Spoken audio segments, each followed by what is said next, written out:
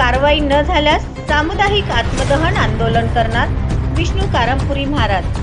बांधकाम क्षेत्रातील कामगारांना गृहवस्तू वाटप करताना ठेकेदार कामगारांकडून 1000 ते 1500 रुपये घेऊन भांडी संच देत आहेत। अशा सोलापुरातील ठेकेदारांवर ताबडतोब कारवाई व्हावी, अन्यथा बांधकाम कामगार न्याय व हक्क संघर्ष समितीच्या वतीने सहाय्यक कामगार आयुक्त कार्यालयात सामुदायिक आत्मदहन करण्याचा इशारा संघर्ष समितीचे अध्यक्ष विष्णू कारंपुरी महाराज व उपाध्यक्ष अंगद जाधव यांनी दिला आहे। सोलापुरातील बांधकाम कामगारांना देण्यात येणारे भांडी संच देताना ठेकेदार कामगारांकडून पैसे घेत असल्याच्या तक्रारी संघर्ष समितीकडे बांधकाम कामगारांकडून आल्याने संघर्ष समितीच्या वतीने अहिल्याबाई होळकर विद्यापीठ येथील भांडी वाटप केंद्रासमोर निदर्शने व धरणे आंदोलन समितीचे अध्यक्ष विष्णू कारंपुरी महाराज यांच्या नेतृत्वाखाली उपाध्यक्ष अंगद जाधव, खजिनदार गणेश बोटू, सेक्रेटरी सोहेल शेख, महिला प्रतिनिधी वैशाली बनसोडे, रेखा अडकी यांच्या प्रमुख उपस्थितीत करण्यात आले। यावेळी आंदोलकांनी बांधकाम कामगारांना मोफत भांडी मिळालेच पाहिजे, पैसे घेऊन भांडी वाटप करणाऱ्या ठेकेदारावर कारवाई झाल्याच पाहिजे, बांधकाम कामगारांच्या नावाने भ्रष्टाचार करणाऱ्या महायुती सरकारचा धिक्कार असो, आमच्या मागण्या मान्य करा नाहीतर खुर्च्या खाली करा अशा घोषणा दिल्या। यावेळी माध्यमांशी बोलताना विष्णू कारंपुरी महाराज व अंगद जाधव म्हणाले की खऱ्या बांधकाम कामगारांना न्याय मिळवून देण्यासाठी व बांधकाम कामगारांची आर्थिक लूट थांबविण्यासाठी सहाय्यक कामगार आयुक्तांपासून कामगार मंत्र्यांपर्यंत अनेक वेळा निवेदने दिली, वेगवेगळी तीव्र आंदोलने केली, परंतु कुठलीही कार्यवाही ठेकेदारावर, दलालावर व कार्यालयातील कर्मचाऱ्यावर करण्यात आलेली नाही। उलट ठेकेदार आमच्या संघर्ष समितीच्या पदाधिकाऱ्यांवर दादागिरी करण्याचा प्रयत्न केला व करत आहेत। त्यामुळे कामगार संघटनेच्या पदाधिकाऱ्यांचा जीव धोक्यात आला आहे।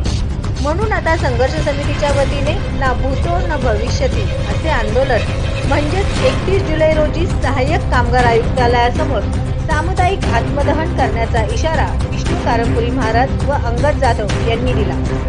या आंदोलनात विठ्ठल कुराडकर, श्रीनिवास बोगा, गुरुनाथ कोळी, प्रसाद जगताप, संतोष जाधव, पप्पू शेख, शिवाजी वाघमोडे, शरणप्पा जगले, सलीम शेख, कबीर तांबोळी, सचिन गायकवाड, बाळासाहेब हजारे, आनंद शेळके, अनंत कोकणे, राहुल जाधव, राधिका मिठा, पद्मा मॅकल, लक्ष्मीबाई गुंटला, लक्ष्मी शेरला, अनिता रच्चा, लक्ष्मीबाई मालपुरी यांच्यासह समितीचे पदाधिकारी सामील झाले होते।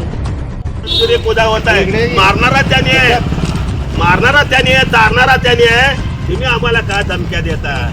अरे आयुष्यातले 69 वय आहे माझं, 50 वर्ष राजकारण करतो, सेवा करतो लोकांची, मला आता पण असे अवस्था कधी मिळालं नाही।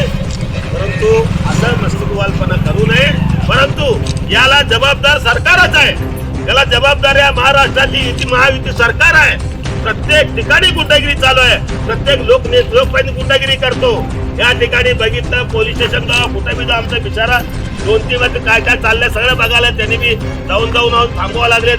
साहेब तुम्ही कितीही थांबवा न थांबवा, एक दिवस थांबवणारा वर बसलेला आहे आणि अन्याय त्या ठिकाणी अन्यायाविरुद्ध त्याला सजा होणार आहे आणि न्यायाला न्याय मिळणार आहे। म्हणून आमचा जो सामुदायिक आत्मदहनचा कार्यक्रम आहे, जवळजवळ 11 लोक आम्ही सामुदायिक आत्मदहन करू असा इशारा देतो। ठिकाणी भांडी वाटप वडावन हिरज रोड या ठिकाणी आमच्या बांधकाम कामगारांना मोफत भांडी दिलं पाहिजे अशा प्रकारची मागणी घेऊन आम्ही आंदोलन करत आहोत। हे एकच आंदोलन आहे, अनेक वेळा आंदोलन केलं, सरकारला जाग आणण्याचा प्रयत्न केला, प्रशासनाला जाग आणण्याचा प्रयत्न केला, पण प्रशासन झोपी गेलेलं आहे। कारण बांधकाम कामगारांच्या नावाने सरकार लूटमार करत आहे। असे असताना काल या ठिकाणी आम्ही आलो की खरं या ठिकाणच्या ठेकेदार साहेबांनी आम्हाला तुम्ही सगळे चोर आहे म्हणलं।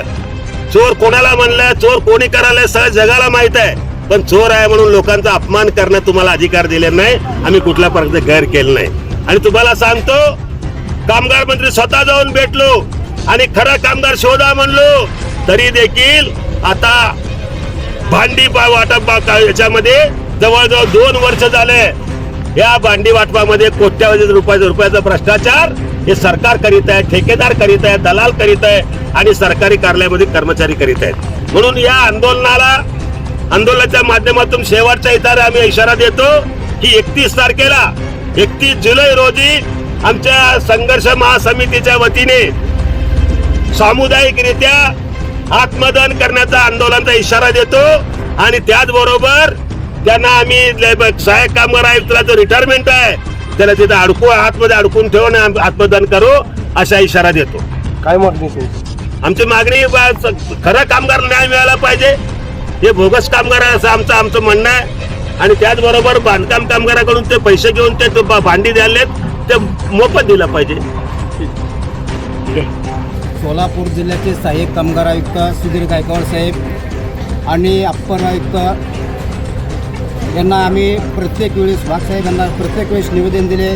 कामगार मंत्री कुंडलकर साहेब यांना निवेदन दिली. त्या निवेदनाची दखल घेऊन सोलापूर जिल्ह्यामध्ये बोगस बांधकाम कामगाराची चौकशी समिती लावून 6 जणांवर फक्त खोटे नाटे आहेत म्हणून त्यांच्यावर गुन्हे दाखल केले.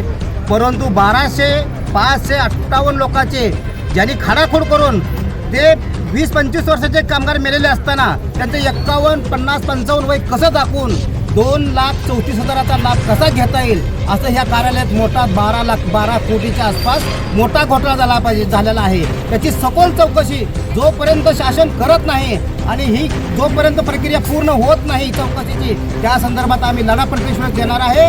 आणि येत्या 31/7 तारखेला आम्ही सामूहिकरित्या आमचे जे महाराष्ट्र राज्य बांधकाम कामगार कृतीवन्य हक्क समिती आहे ती सर्व जणांचे आम्ही 7 जणांचे पदाधिकारी आहे सामूहिकरित्यापणे सहाय्यक कामगार आयुक्तालयासमोर त्यांच्या समोरच कॅबिनमध्ये आत्मदहनाचा आमच्या जोपर्यंत मागण्या मान्य होत नाही तोपर्यंत आत्मदहनाचा पवित्र आम्ही हाती घेतला आहे. सर्वस्वी त्याला जबाबदार शासन आणि सहाय्यक कामगार आयुक्त, कामगार मंत्री आणि अप्पर कामगार आयुक्त सर्वस्वी जबाबदार असतील याची मी जाणीव आहे. जय भीम, जय महाराष्ट्र.